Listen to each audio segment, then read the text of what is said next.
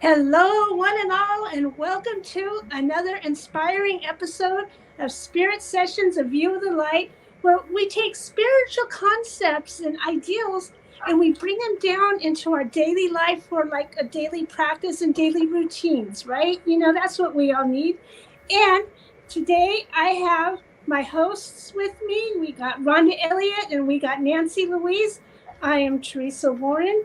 And today we're going to find out what happens in your life when you have a Reiki practice.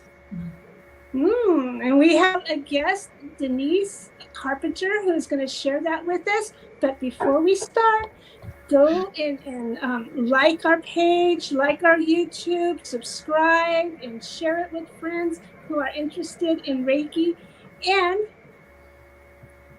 well, I can't remember what the and was. But anyway, before we start, we're going to have Rhonda Elliott pull a card of the week for us. Rhonda.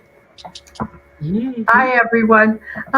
So today, again, I'm pulling from the Sacred Forest because there's trees all around me, and I love Denise Lynn's deck, and I'm just discovering it with you at the same time. And so solstice has come this week. We're still in the shadow or the brightness of solstice right now.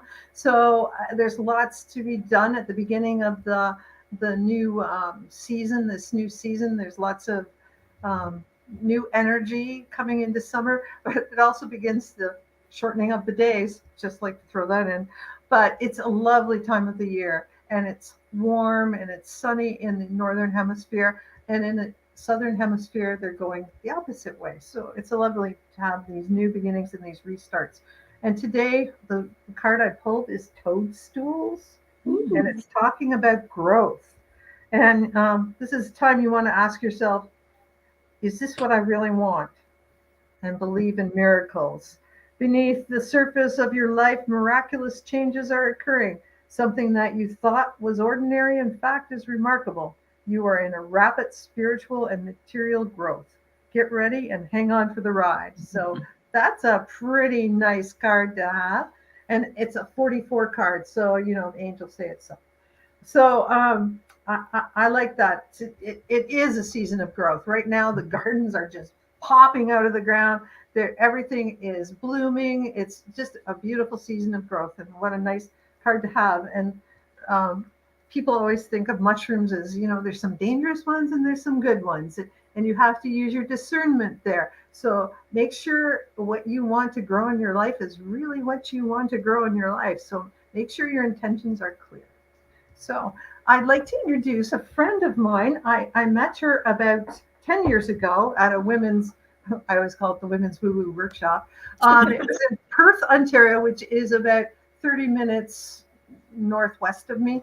And I bought her book, and it was Reiki Wings, the Usui Reiki Teacher's Handbook. And then I discovered, well, it's really stupid of me to go and print out all these manuals that I get free when I can buy my manuals straight from Denise. Because once you read her handbook, and she was taught the same way I was taught, and we're in the same kind of line at the beginning anyways, her books are right in line with what I teach. So I thought, she's a local author and writer, and she has a wonderful business set up in Perth. And of course, there's no competition. There's so much need for healers out there. There can't be enough healers for this broken world. So, and in Reiki, I remember my other co-teacher and I always thought, if we could do one thing in this area, we'd like everyone to have Reiki level 1, and then the world would be a better place. At least if they had Reiki level 1, right? Mm-hmm. So I'd like to have Denise introduce herself and talk a little bit about her journey. It's been an exciting journey for her, and welcome, Denise. Thank you for joining us today. Oh, thank you for having me. It's been an exciting journey indeed, and I was trying to figure out where to start because it's a long journey.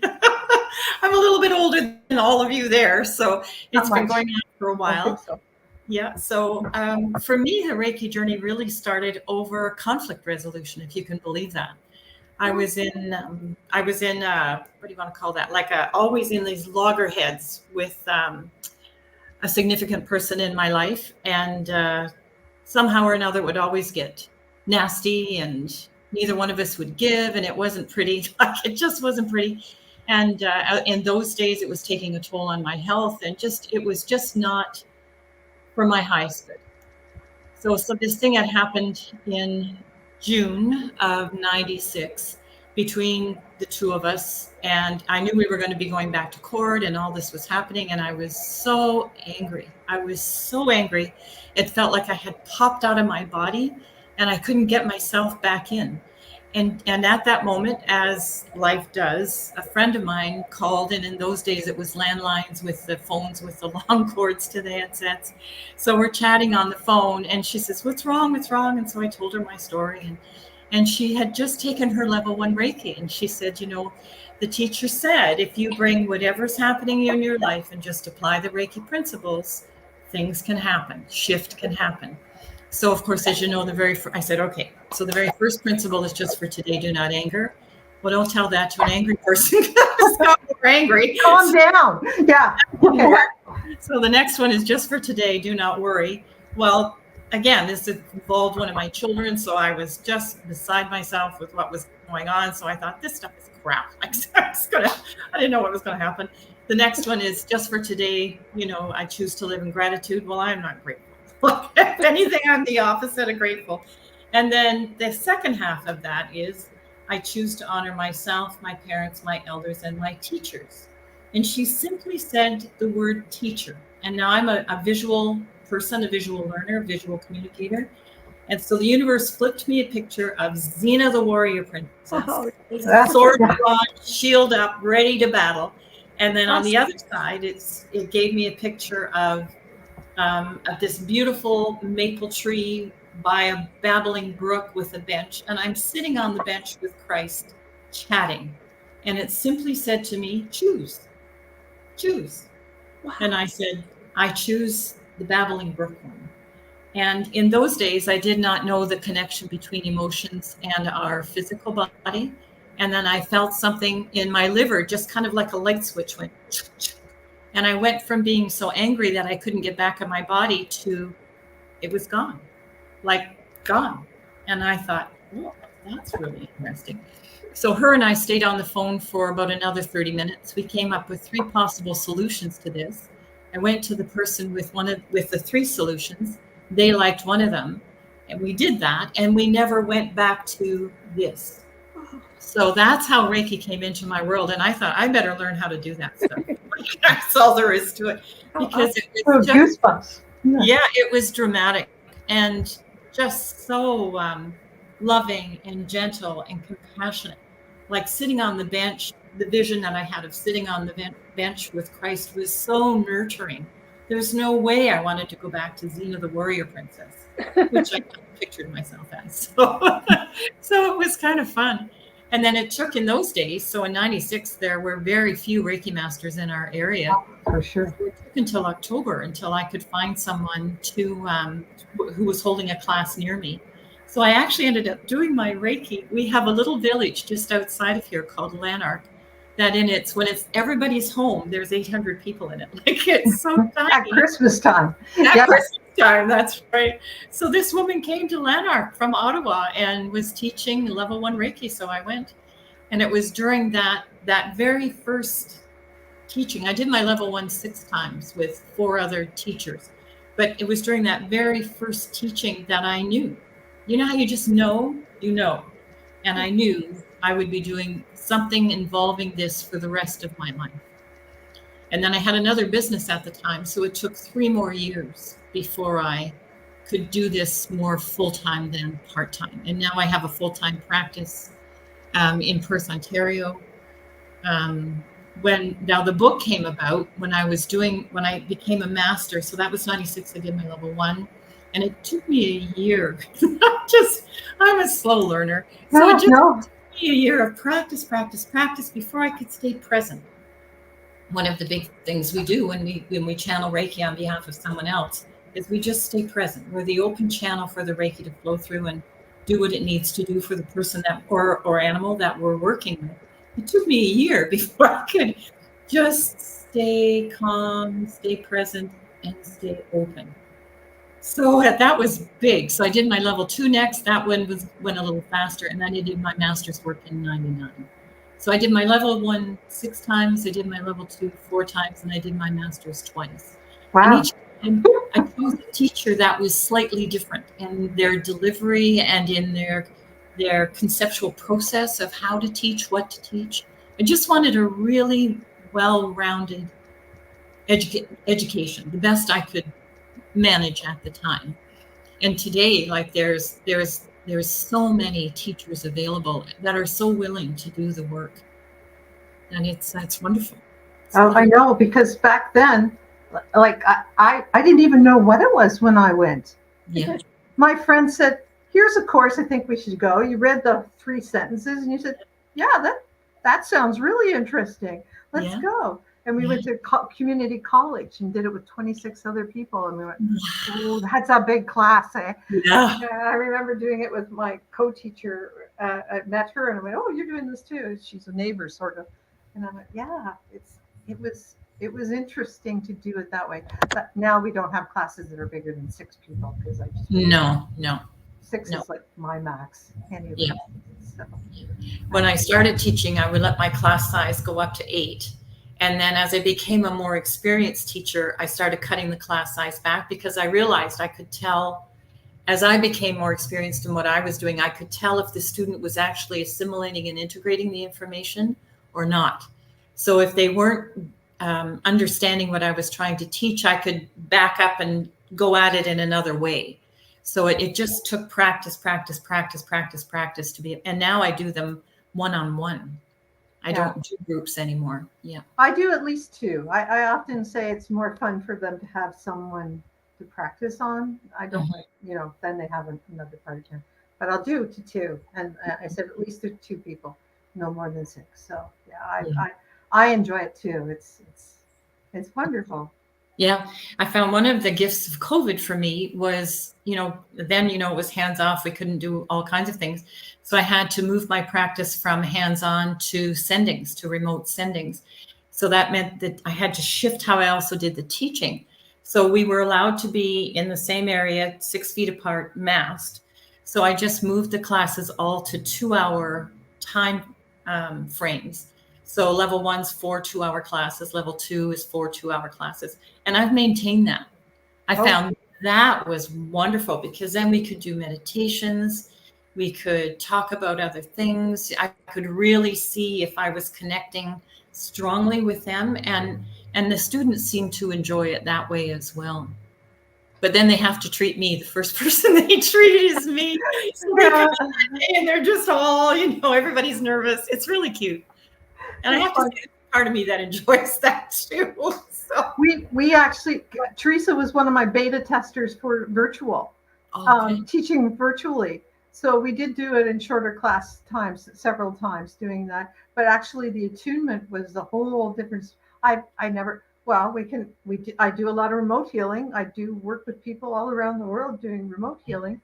But that was cool, Teresa, the way we did it. It was interesting. Yeah, I like that. Thank you. They had a lot of homework. But because it had to be dedicated for the homework. Oh, absolutely. Yeah. It was quite fun doing it. Was through people that I knew really well. So and I don't know if when you do an attunement, if you always.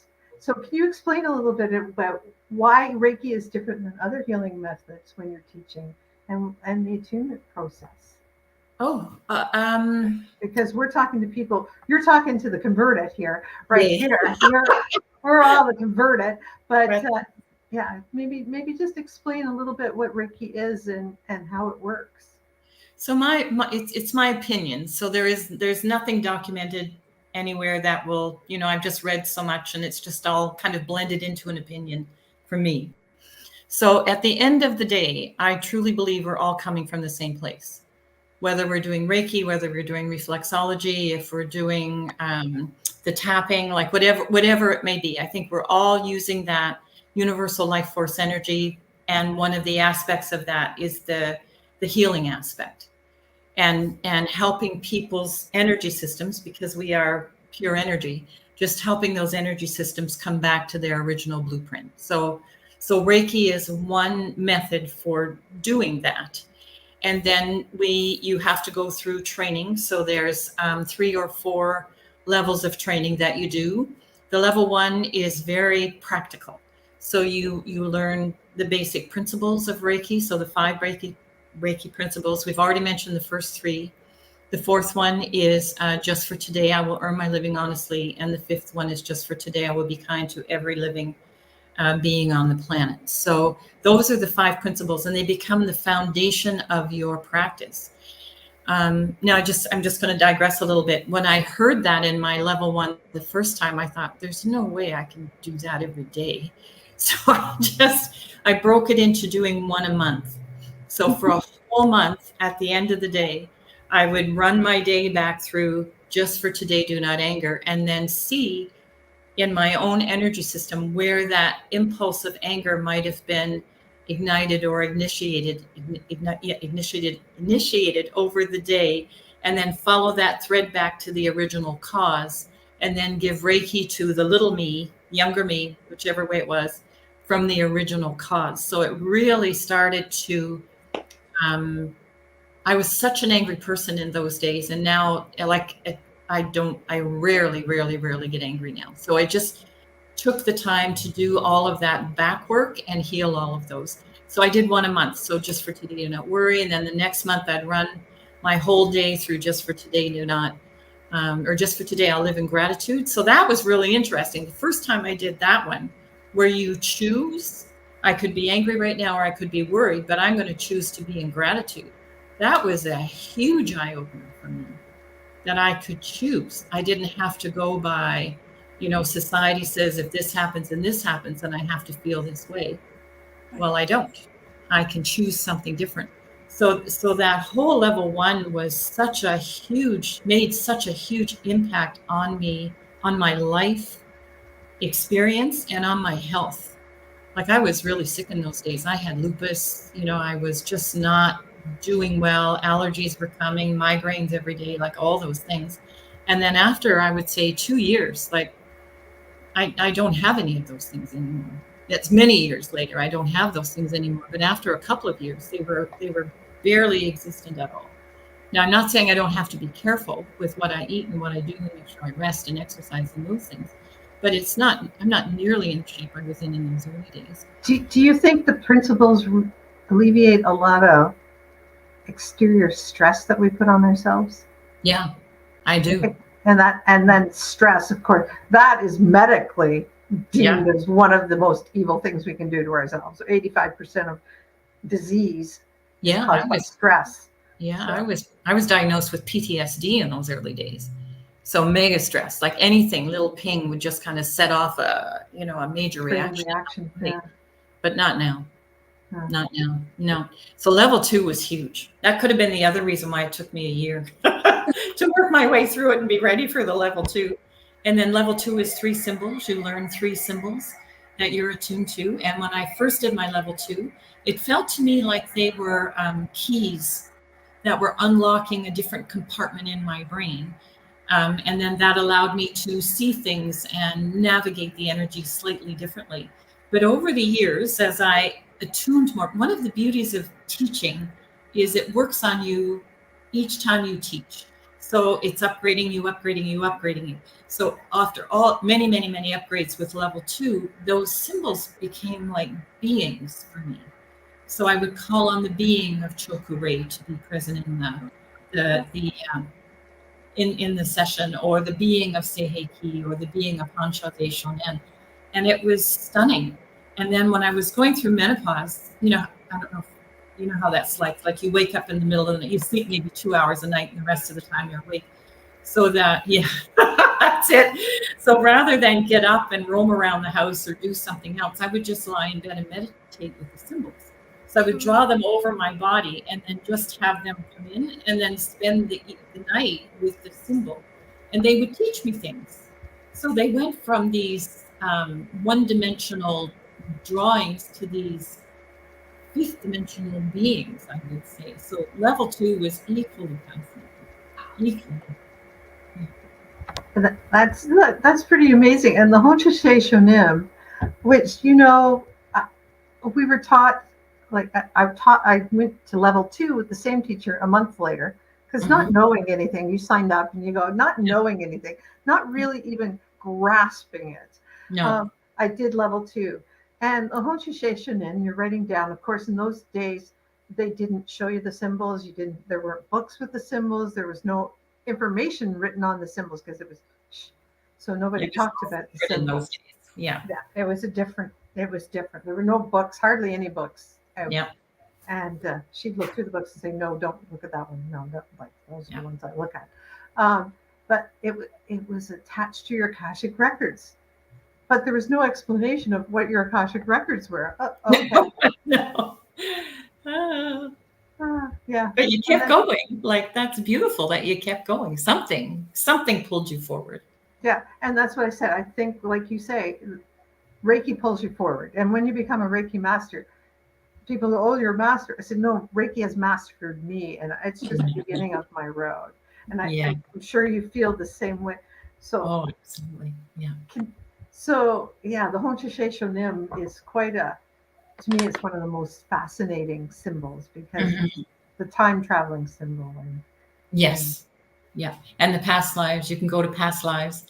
Yeah. The first time that happened with the client, I was really intrigued by it. But they're so nurturing. They're so gentle. There's no push to it. It's just, they gently guide you along the way and they help and support you the whole way.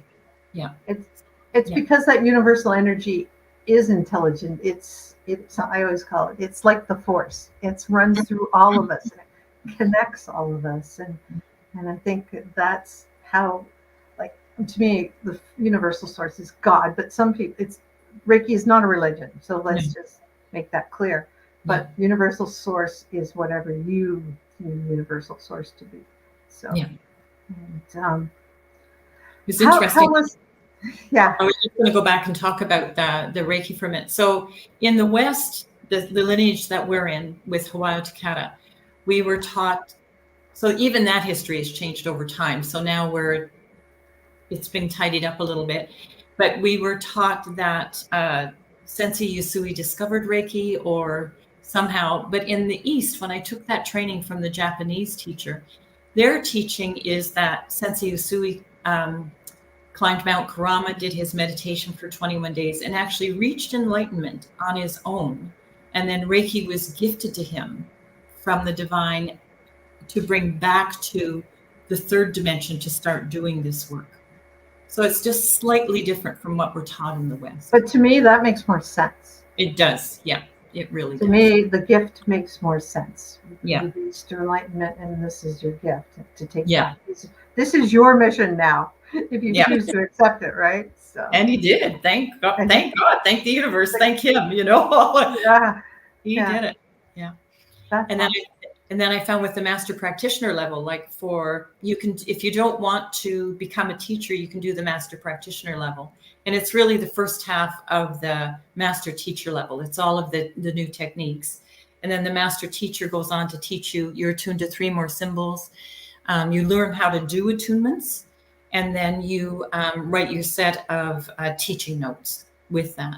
And then I'm a member of the Canadian Reiki Association. So I just set up all my notes and all my students so that if they want to join the association, they can. They've kind of hit all the check marks for that. And if they don't want to join the association, they don't have to.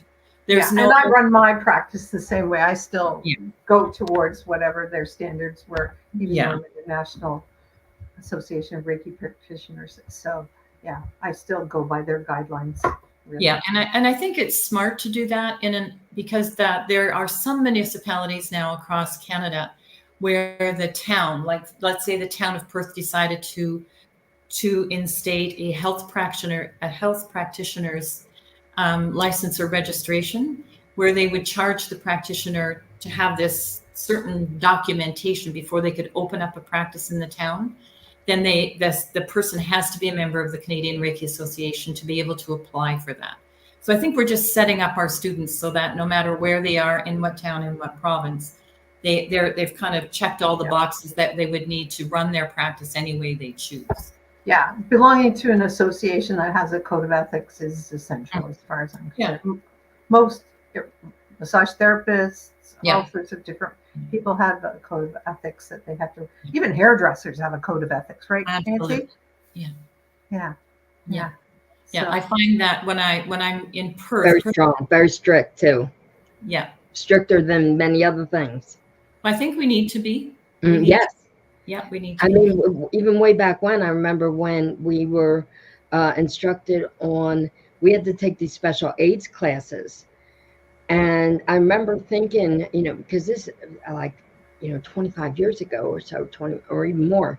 And I remember thinking it was for our benefit, for like our protection, because we still weren't real knowledgeable on transference of the disease and such. And that's not what it was for. It was for because people come and talk to their hairdresser. Yeah. They wanted us to be knowledgeable, to share the energy and be able to share them with proper information to guide them. Yeah. And that's when I, decided to, as a hairdresser, to go on to ministry and become a minister. Well, because I realized everybody comes to the hairdresser with everything, and I'm working on everybody's crown chakra. You know what I mean?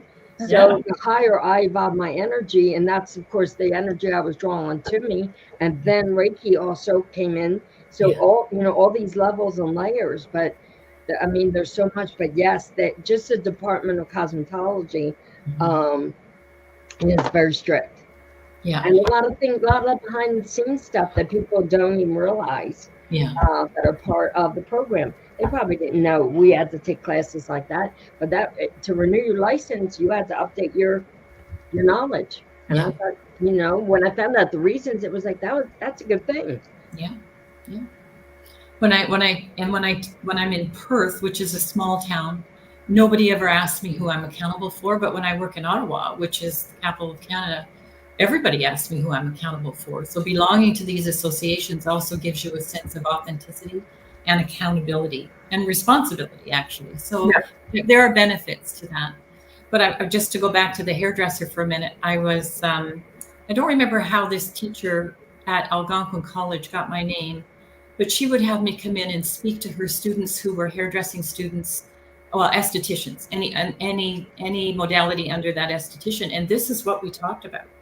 Like when you're working like hands-on with another person, you are really sharing energy with them. So we would talk about how to cleanse yourself, if you've had a really sticky person come in, how to really make sure that you're not carrying that home at night. Those kind of things. So that was very wise. Do they teach that in nursing too, Nancy? Nancy was a nurse as well. Do they teach how to not take on the patient's energy? No, they don't. Shouldn't they? If I didn't have all that behind me already, when I went into nursing, oh man, no way.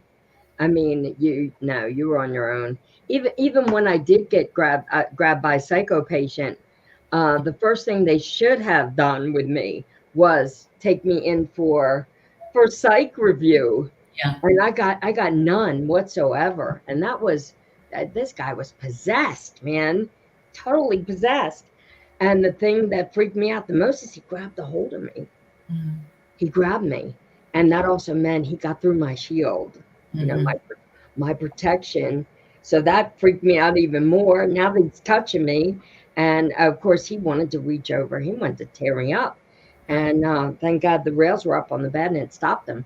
But no, there should be. Absolutely. And of course, I always loved, as a hairdresser, having more and more nurses as, attending these groups and sharing information and stuff with and being open, because they're interacting with so many people and needing that protection themselves. But no, they don't. You would think that. That's what I mean. As a cosmetologist, I went through more than I did as a nurse in nursing. Yeah. Crazy, but true. And I find the medical system is starting to acknowledge that in some ways. Like we have a lot of, when the cancer people come in now, a lot of the cancer clinics are recommending Reiki for the clients themselves, and then sometimes for the caregiver. Yeah. So And we're- that we're- did started to come into Angel Medical back when I was still in Franklin. One of the local massage therapists just was making a point of, another Aries, of course, making a point of trying to get it into the hospital more and more. And I remember too thinking when I first got into nursing how I was going to be able to do all this energy work on all these patients and all this, and it happened like once. Oh, Once 7 consciously. years. One time I got to do like a back massage work and to actually do some work. So everything had to be quick and to the point, and there was no time. And now it's just crazy pants. So bless them all right now. When I sat there in the bed last year with the broken leg, I was like their counselor. Everybody was coming to my room to share. Yeah. And they also liked, back when I made a clean and clear spray out of essential oils, because people would come in heavy perfume or heavy energy, and it was a way that I could, I don't know what excuses I used, but I found a way to just, let's just clear the energy a little bit, and versus having smudge. That was, smudge, you couldn't do sage everywhere, but I could see this out, and it would clear the energy and set the perfume too off. But these are just little tools you had with you all over because it was necessary. I'm just going to speak to the nurses again. When I first, I worked for a palliative care outreach program in Ottawa for 2 years. So my job doing Reiki, so these doctors were like phenomenal to bring me in. So they would have me do Reiki with their clients as they were getting ready to pass. And then I would do some brief work with the survivors on the other side. But the very first time I went into one of the major hospitals to give Reiki to one of the palliative care people, I had to sit before a board of 5 doctors and tell them, explain what I was going to do with the client, so that I wasn't doing anything untoward. But then I'm just over doing some palliative care work last week, and I went in and the nurse made sure nobody bothered us. Like everything was good, and just said, I'm here to do Reiki. So I thought, oh my gosh, we've come so far. I'm feeling for you going in front of those 5 doctors. Yeah. Oh man. Oh, bless her heart, and everybody line up and be in there with her, because I can't even imagine at that time how challenging that must have been. Oh yeah. I was so on my element, and by then I was like maybe in year 5 or 6 or 7 of my practice. So I didn't even have a lot of experience to call on yet, but they let me do it. Yeah. They saw the value. Now it's like, I don't care what you think. This is what I'm doing. This is how I roll. And that's yours to deal with. Okay, because here I come. Yeah. And then just to go back to speak to the book for a minute and the training. So back when I did my teachers, I became a teacher. There were no, as Rhonda was saying, there were no books. There were just no books. So it took me 11 years to write the book that Rhonda was showing at the beginning of the show, because I wanted to make sure, I wanted to have the class honed to a point where every student was ready to step out and give Reiki without trepidation. Should I do it? Should I not do it? Oh, I don't know if I can do it. I didn't want any of that from my students. I thought I want them to be able to step into it and really step forward with confidence. So it took me 11 years to put all that together. It was just trial and error, rewrite. But I finally got there, and then published the book, and then it still sells today. Now it's a bit outdated in some places, and I tried a little bit in some. The history of it, I got to go back and do a little bit of work on it. Well, the histories, like if you Google the history of Reiki, you get 10,000 histories. So, right. and people have written books on it and going, whoa, that's different than what I read. But that's and at the end of the day, it doesn't really matter, does it? It's not a big deal. At the end of the day, it's the student's direct connection with Reiki anyway. Yeah. It's not about the teacher. It's not about motivation. No, that's beyond time and space. Really, that connection. Yes. Yeah. Your books are available through Amazon. Yeah. And through you directly if you're lucky enough to have contact with Denise. Yeah. And then they're vague enough that I always tell my when I'm training teachers, I always say, put your personality in there. So the book covers kind of all the main points that you need to do. And then just feel free to flesh it out so that it's your teaching your way, but you've covered the main points. So that was kind of my goal with the books. Yeah. Yeah, because I tell my students just to mark it up. Yeah, Just go in there and put your notes in right in the book. Don't worry about it. Write in the notebooks and just mark them up and go through. And if we have questions, just ask. So yeah. And you have a YouTube channel where you talk about Reiki as well. So people who are interested or want to review. A lot of people, I'm glad you're doing review classes because a lot of people, I forgot that. I didn't know. I should take, I said, well, yeah, like you'll never lose it once you have it. No. You may forget. And once you start using it again, it sort of just grows up quickly, right? And you're like, people go, oh, I haven't done it on my, doesn't matter. Just start doing it. Like, yeah. So I would encourage all teachers to do review classes. That's been really, what do I want to say? Very rich, I guess is the word to say. So sometimes it'll be all level ones and we'll practice. Well, I always run the level ones through their principles, like always. I'm a bit tough that way. Like I want to make sure they've got those basics. So if I have all level ones, we'll go back to the basics and do that. Level twos, we'll do the symbols. But for the teachers, we start to talk about, again, how to help the student have that authentic experience with the Reiki energy. So how to be there, but kind of get yourself out of there too. Yeah. So that it becomes the student with the energy. And then encourage all the teachers to do shares and to do review classes with their students. Yeah, it's so important. And it helps the student build community. You know, if they're the only one in their community that is even thinking in this direction, then they can come and be with 4 or 5 other people who have those same thoughts. So it helps build community for them too. Yeah, because we usually have like a day where we just have, we call it woo-woo get together. So we have women who, some women, well, it's funny that most people who are practitioners of other things usually have a basic level of Reiki in their background. Yeah. Do you find, we call it the gateway drug to spirituality. But it is.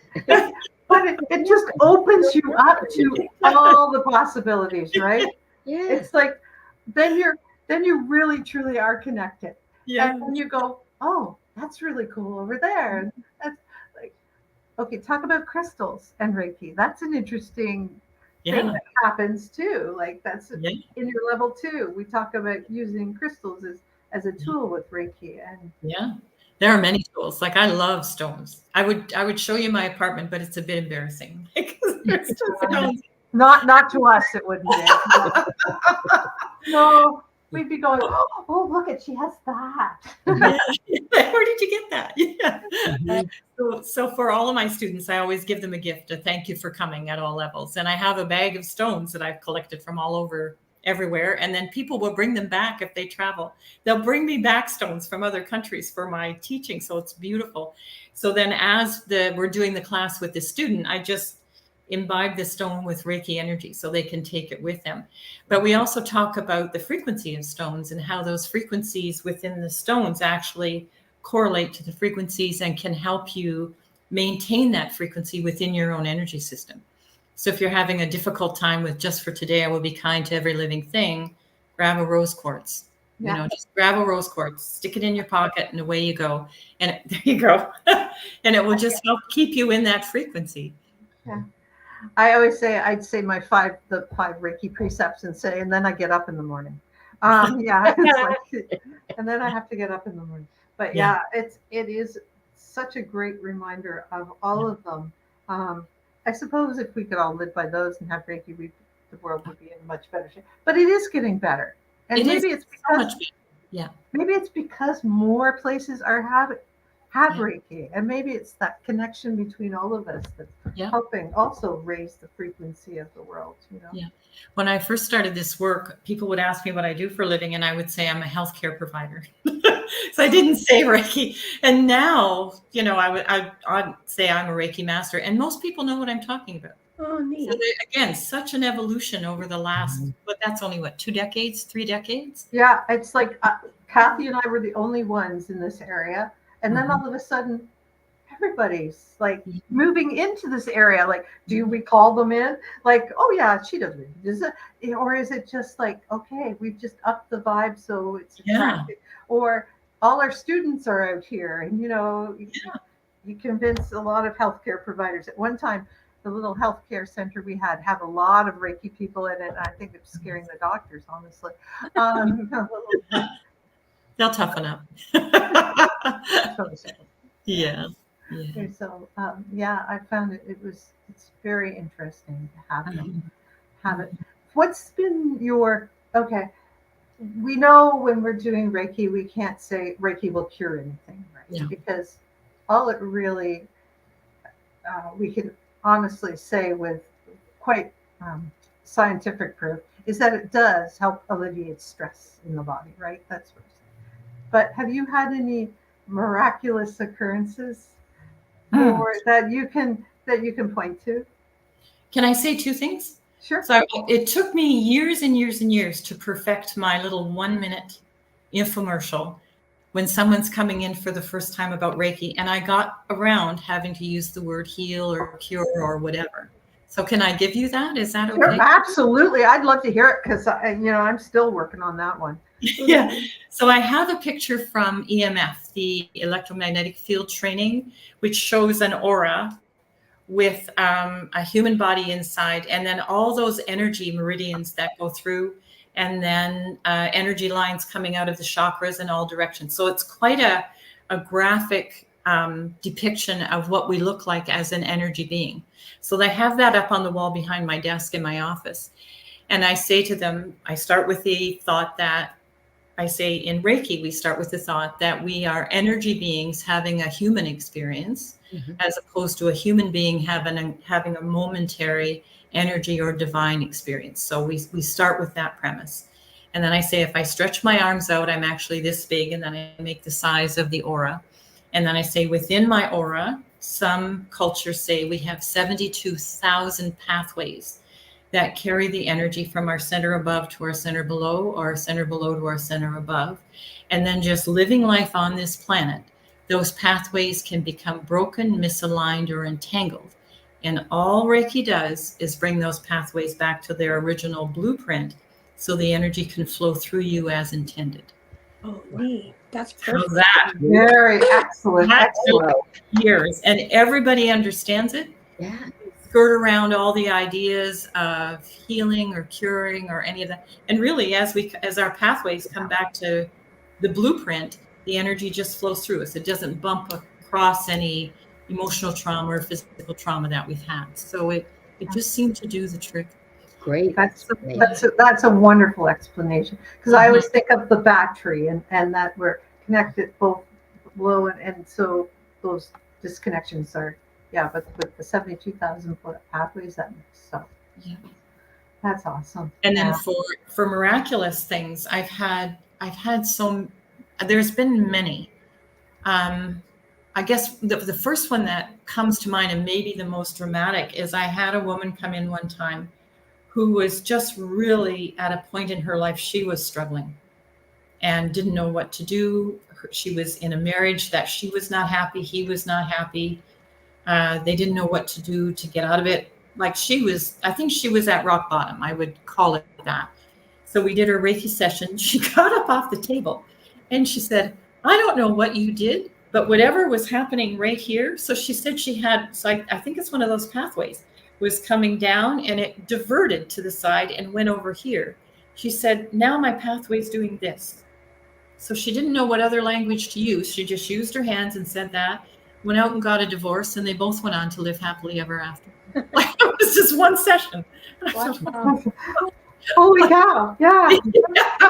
So that was an emotional one. And then I have quite a few people come in that have had physical trauma. So it could be surgery. Oh, remind me to come back and talk about surgery for a minute. So it could be surgery, could be a car accident, could be an amputation of some kind. And then just being with the body and kind of honoring the process of the body as it does its own, because bodies know how to heal themselves. We just have to kind of make space for that to happen. I've had quite a few of those where we've gone from the prognosis has been they'll never walk to the bone heals. It might not be perfect, but people get around without canes and things like that. Wow. And then I also want to talk a bit, if I can, about people who are going to have like mastectomies or body parts removed. One of the things that came up in a meditation one time, I was working with a lot of women who were having breasts removed with breast cancer. And I was doing a meditation around one of my clients. And in the meditation, it showed me doing a ceremony honoring the body part that had kind of sacrificed itself for the rest of the body. Oh, We did a ceremony in her session that honored that body part. So I just kept doing that after, whether it was a breast or whatever that body part might be. Appendix could be anything, bowel, and we would do a ceremony honoring that part of the body that had truly sacrificed itself and taken all the toxins, so that the rest of the body could continue to function at its peak and as best it could. And did that ever change things? So that's then so wonderful. were just off the charts. Love that. Yeah. So I don't know if you've experienced this with people that have had casts on and they've broken their hand. And of course, I know one of my friends was a real, would roll her eyes when I talked about Reiki. And then she broke her wrist. And she came in, I said, oh, just sit. She was talking to me at my office at work. And I'm an accountant. I do accounting for my 9 to 5 right now. And I said, oh, just put your hand here and I'll do some Reiki on it. So she said, okay. I rolled her eyes and she goes, oh, I can feel heat. Yeah. Yeah. And you have a cast on. What do you think that is, Miss Science Teacher? Yeah. And people also say they feel like it's knitting. Something's knitting with broken bones when you do the Reiki. Or pulsing. Like knitting. Yeah. Yeah, or pulsing, and it's incredible to do it through a cast because it's sort of like, can you feel that? Like, there's no way it's my hand heat going through you. So, I think that I look at a cast and go, oh, that looks like so much fun. It's delicious. Let me at it. I just like my hands heat up even talking about it. I don't know if you have that experience too, that when people are telling you something, your hands start heating up just when you're thinking about them. Yes. I always say it's like when you used to breastfeed your kids and they cry and then their hands, everything would start going. But it's not as messy though. No, not nearly. No, it's kind of fun, right? This is fun. Yeah, babies, raking babies in the womb when the mom's pregnant. I love doing pregnant women like that. There's such joy there. And then I've had one experience where the mom had me come in while she was birthing. So I could do Reiki for her while she was going through that. And as the baby's born, coming into Reiki. So it was beautiful. What a welcome. Yeah. Oh, it was, she still is an awesome mom. Like just would think it through. Yeah. And to speak about kids for a little bit, I don't mean to jump around, but but I am. Sorry about that. I have a couple of teachers that come in, elementary school teachers that come in for regular sessions. And then one of them had this student in her class where the little fellow I think he was 6 when he first came. He was so angry. He's just this angry little boy. He had trouble relating. We're always, anger's his first response. I could relate to that. So she said to the mom, she said, why don't you take him in and have a Reiki session? So the mom, bless her, brought him in. So he's on the table, and he takes up like just a little bit of the table because he's just a little boy. So he just doesn't want nothing to do with me, like just this old woman that's taken up his time. So, he's kind of squirming and whatever. So finally I said, well, look at me. So he says he's looking at me. And I said, now look past me and tell me what you see. And this little guy, and I bet many kids could see my aura. He could see my chakras. So we started talking in that realm of things. And then I said to him, now look inside you and tell me what you see. And in he goes, And his root chakra, he said, oh, my red chakra was just all kind of dark. And I said, well, what do we need to do to bring it back to the color that it wants to be? And he figured it out. He figured it out. Goes back to school, and most of the anger was gone. So he used that for, I think his mom was in, well, she brought the younger sister in, I don't know, maybe a few years later. And we did the same thing. But that little boy used that technique for a long time. So I'm wondering if we could just like somehow help the kids go in now, because these kids that are born now are so much more advanced than what, what I was. Yeah. I've taught some Reiki to some young children, some younger kids, like 12, even little ones, but their parents were Reiki. So that was okay. But yeah. But they see it. Like, I think we socialize it out of them to be able to see the energy. So if we could teach them how to see it and work with it in a way that's for their highest good, then I think it could be a bit easier for them. So, Denise, tell people where we can find you and where we can find you online, and that people can do distance Reiki with you, because I know you're in Ontario, but people can come to you in Perth, Ontario, and it's a beautiful place to visit and just visit. And it's 30% off right now. Yeah, if you're American, it's 30% off. Plus. That's right. Yeah. So I own a wellness center in Perth, Ontario, called the Lotus Wings Building, and there are 9 other practitioners that work out of this clinic with me. So it's just the energy in this building as people walk in, and already they start to relax. It's just a beautiful place to work.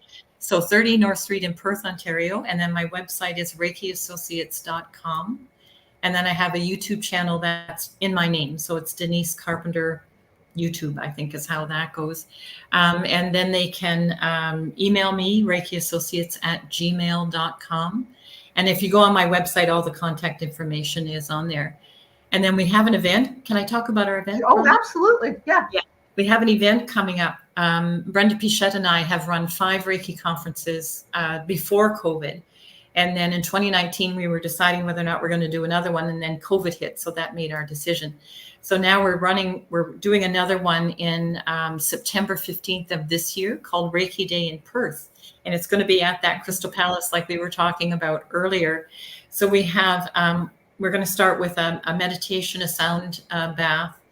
And then we're having a speaker coming in that will talk about doing Reiki with animals. So all the speakers will talk for half an hour, and then they're going to do a half-hour group session. And then we have someone coming in and talking about Reiki and chakras.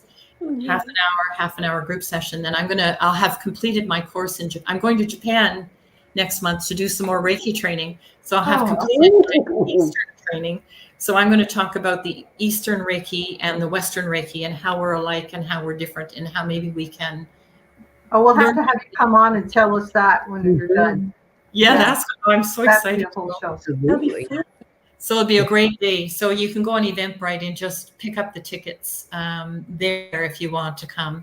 So that's kind of fun. I like doing those things too. So we've got the clinic. I do remote sessions. Again, as Rhonda was saying, you can be anywhere in the world, and you just get a hold of me. We'll set a time. We'll set, usually I like the people, usually over Zoom. I can do phone, over Zoom, or meditation. Probably 30% of the people do phone, most of the people do Zoom, and then we can really talk to each other. So we do Messenger. I do Messenger, Facebook Messenger, because most people, same thing. And then with meditation, I have a couple clients that just go and lie on their bed at a set time. Yes. And then I'll do Reiki for that amount of time. So there's so many ways to receive it. So many ways. That's awesome. So we have our 3 questions. Nancy, did you want to ask one of the 3 questions since you know them? Oh, now, all right. Yeah, you caught me off guard on that one. That's okay. All right. Okay. All right. I'll start with this one. You're getting ready to go on the stage, and you're getting your energy all aligned. What is the song that you hear that prepares you and prepares your energy for entering the stage? Now, remember, I'm an old woman. That's okay. So I hear it's a wonderful change at any time.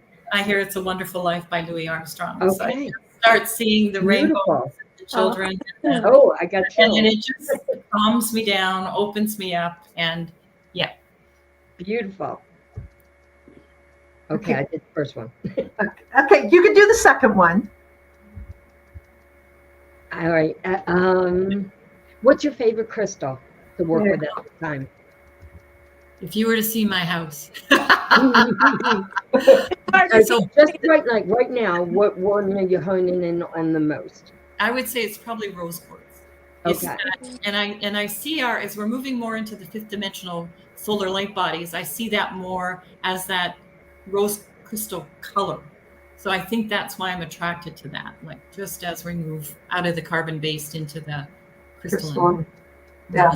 I know you use it in your practice, but do you use it for yourself as well a lot? Yeah. Yeah. Awesome. I have it everywhere. I have slices right next to my bed. Me too. Very easy. Yep. Have you been to the rose quartz mine in Quadville? No. Oh, there's a whole wall. Oh my gosh. I'll send you the link for that. Aqua Rose Quartz Mine. He takes you on a tour, and it's, I don't know, 10 acres of rose quartz in the sky. Oh my goodness. It's just amazing. Wild. It's wild. It's wild. Yeah. It's so much fun. I'm just kidding. It's an adventure to get. Okay, now, and your third question is, have you had any interaction with any extra dimensional terrestrial beings? That's an interesting question. So I would say about year 10 of my practice, it felt like the Reiki gifted me. Like at my 5th year anniversary, it gave me more in-depth senses. At my 10-year anniversary, it gave me more. And it's around that 10-year mark. I was working in Ottawa at the time, and I started to notice I'd be treating someone who's on the table, and then I would see something else within their human body. Oh, and so I noticed there was like 4 different configurations would consistently come in. So then I started to realize that they were probably from other planets that were here in human form to do the work they were here to help us do. So about that, yeah, I've never had a direct, as soon as I say this, I know I'm going to get one. Now you will. What'd you say, right? So I've never had a direct visit from an ET, but I wouldn't mind. And I'm really hoping I wouldn't be frightened. I don't want to be frightened. I want to be Yeah, I mean, I'm not frightened when I see the lights in the sky anymore. And I consistently see them a lot, and I've seen them with other people. So I'm not just one of those people that go, yeah, I see lights in the sky. No, I make other people see them, and I say, that's a satellite, and that's not a satellite. That's not. So, this was people have been with me when we've been flashed. They flash, and I swear to God, they do. They flash at me like, hello. So I look forward to hearing about Japan. So it's on my bucket list. Since I did that level 1 in '96 the very first time, I wanted to go to Mount Kurama. So that's been on my bucket list. So you're going to Mount Kurama? Oh my gosh! Bring back a rock. Have you been? No, gosh, no.